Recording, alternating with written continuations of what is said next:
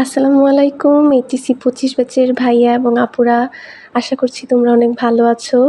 আ এরই মধ্যে তোমরা তোমাদের বাংলা প্রথম পত্র পরীক্ষা দিয়ে দিয়েছো। আশা করছি সবার পরীক্ষা মোটামুটি ভালো হয়েছে।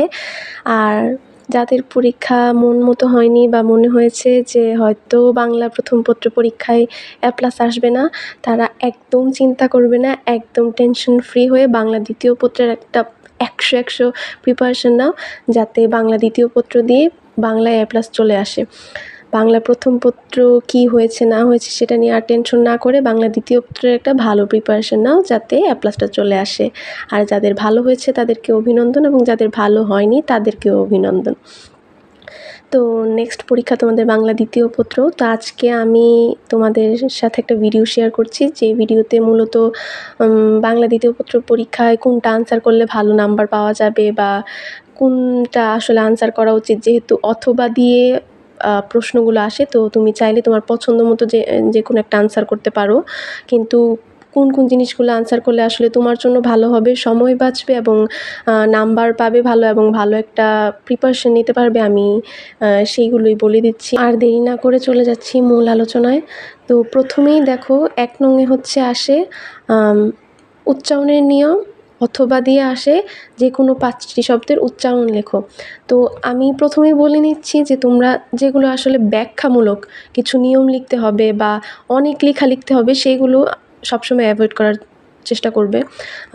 একদম সলিড প্রশ্ন যেগুলো একদম আনসার করেই লেখা যাবে, যেমন যে কোনো ৫টি শব্দের উচ্চারণ লিখলেই হবে, যে কোনো 5টি শব্দের বানান শুদ্ধ করে লিখলেই হবে, এগুলো আনসার করার চেষ্টা করবে।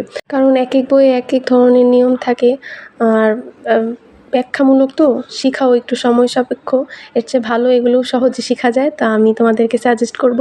অথবার পরের যেগুলা আছে, যেমন ১ নংয়ে হচ্ছে 5টি শব্দের উচ্চারণ, 2 নংয়ে 5টি শব্দের বানান শুদ্ধ, 3 নংয়ে হচ্ছে ব্যাকরণিক শব্দ, শ্রেণী শব্দ যেগুলো, সেগুলো নির্দেশ করে সেগুলো আনসার করতে আমি তোমাদেরকে সাজেস্ট করব। তারপর 4 নং থেকে তোমাদের জন্য সমাসটা আনসার করা ভালো হবে, ভালো নাম্বার পাবে, এবং সমাসটা হচ্ছে উপসর্গ থেকে ইজিয়ার। যেমন সমাসে বিভিন্ন আলোচনা করতে বলে, তো আলোচনা রিলেটেড প্রশ্নগুলোতে হয় কি, তুমি যতই লিখো একদম ফুল নাম্বার পাবে না, কিন্তু সমাসে যদি তুমি 5টা ভালো মতো সমাস 5টা নির্ণয় করতে পারো, একদম তুমি তোমার 5-এ 5 পেয়ে যাচ্ছ। তো তারপর হচ্ছে 5 নংয়েও তুমি বাক্যান্তর আনসার করবে, বাক্যের শ্রেণীবিভাগ, উদাহরণসহ আলোচনা, মানে আলোচনা রিলেটেড জিনিসগুলো একটু অ্যাভয়েড করার চেষ্টা করবে। তারপর 6 নংয়ে হচ্ছে যে কোনো 5টি শব্দ শুদ্ধ করে লিখো। তারপর 7 নংয়ে হচ্ছে পারিভাষিক শব্দ আনসার করবে। আর এবার আসি আমরা নির্মিত অংশে। নির্মিত অংশে হচ্ছে 8 নংয়ে সবসময় দিনলিপি আনসার করার চেষ্টা করবে। অনেকেই প্রতিবেদন আনসার করতে চায় বা মনে হয় যে প্রতিবেদনটা একটু দ্রুত শেষ করা যাবে, কিন্তু প্রতিবেদনের অনেকগুলো নিয়ম রয়েছে, 4 থেকে 5টা নিয়ম, মানে 5 রকমের 4 থেকে 5 রকমের প্রতিবেদন হয়। তো অনেক সময় প্রতিবেদনের প্রশ্ন ধরা যায় না বা একটু ট্রিকি হয়। তো এই একদম শেষ সময়ে এসে আমার মনে হয় প্রতিবেদন থেকে দিনলিপি আনসার করার প্রিপারেশন নেওয়াই সবচেয়ে ভালো। আর 9 নংয়ে হচ্ছে বৈদ্যুতিন চিঠি। তারপর 10 নংয়ে তোমরা চাইলে সারাংশ বা ভাব সম্প্রসারণ আনসার করতে পারো, কিন্তু আমি সাজেস্ট করব সারাংশ আনসার করার জন্য। কারণ সারাংশটা যদি তুমি, কিন্তু অবশ্যই সারাংশটা তোমার হচ্ছে সুন্দরভাবে লিখতে হবে। সারাংশটা একটু অল্প লিখে ভালো নাম্বার পাওয়া যায়, কিন্তু ভাব সম্প্রসারণের নাম্বার তো উঠানোর জন্য অনেক বেশি লিখতে হয়। তো সেক্ষেত্রে হয় কি, তুমি রচনার জন্য কম সময় পেয়ে যাবে। তো এখানে যেহেতু সারাংশ অল্প লিখে তুমি ভালো একটা মার্কস তুলতে পারছো, তাহলে কেন তুমি ভাব সম্প্রসারণ আনসার করবে? কিন্তু অবশ্যই সারাংশটা সুন্দরভাবে লিখতে হবে, একদম সঠিক একটা সারাংশ আনসার করতে হবে। 11 নং থেকে হচ্ছে সংলাপ রচনা আনসার করবে, সংলাপ। আর এবার আসি 12 নং রচনা, যেটা নিয়ে সবার অনেক সমস্যা, অনেক প্রশ্ন থাকে যে কি রচনা পড়ে যাব, লাস্ট মোমেন্টে কোন রচনা রিভিশন দিব। তো আমি সাজেস্ট করব এখন লাস্ট মোমেন্টে এসে এত বেশি রচনা রিভিশন না দিয়ে আমাদের রচনার একটা প্যাটার্ন ফলো করে হচ্ছে প্রশ্নটা করা হয়। যেমন 5টা রচনা থাকে, 5টা 5 রকমের রচনা থাকে। তো এই 5টার মধ্যে যে কোনো একটা রচনা অবশ্যই তোমার বিজ্ঞান রিলেটেড একটা রচনা থাকবে। যেমন দৈনন্দিন জীবনে বিজ্ঞান, কৃষিক্ষেত্রে বিজ্ঞান বা চিকিৎসা ক্ষেত্রে বিজ্ঞান, মানে বিজ্ঞান রিলেটেড একটা প্রশ্ন থাকবে। তো তুমি লাস্ট মোমেন্টে এসে শুধু বিজ্ঞান রিলেটেড যে রচনাগুলো আছে সেই রচনাগুলো রিভিশন দেওয়ার চেষ্টা করবে। সেই রচনাগুলোর পয়েন্ট যত বেশি করা যায় সেটা চেষ্টা করবে।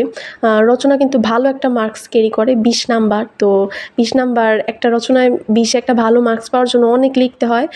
মিনিমাম 20-21টা পয়েন্ট, 19 থেকে 20টা পেজ, মানে মিনিমাম এতটুকু লেখা আসলে দরকার।